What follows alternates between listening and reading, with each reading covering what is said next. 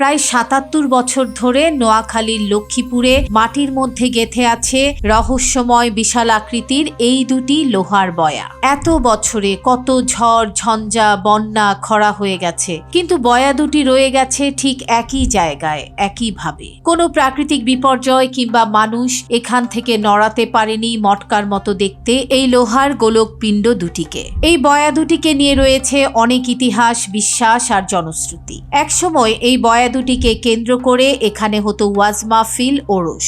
এর সামনে মিলিত হয়ে জিকির এবং মানত করতেন মানুষজন। এরপর বয়ার লোহার শেকল, টাওয়ার সহ অন্যান্য জিনিস ভেঙে চুরি করে নিয়ে গেলে বন্ধ হয় এসব। কিন্তু ৭৭ বছর আগে বয়া দুটি এখানে এলো কিভাবে? জানা যায় ১৯৪৮ সালে তৎকালীন একটি প্রাকৃতিক দুর্যোগে প্রমত্তা মেঘনা ডুবোচরে আটকে যায় বয়া দুটি। নদী আজ সরে গেছে অনেক দূর, কিন্তু বয়া দুটি এখনো পড়ে আছে রহস্যময় হয়ে। নোয়াখালীর লক্ষ্মীপুর সদর উপজেলার তেওয়ারীগঞ্জ ইউনিয়নের চরভূতি গ্রামের বয়ার চরে গেলেই চোখে পড়ে লোহার তৈরি মটকার মতো দেখতে এই বয়া দুটি।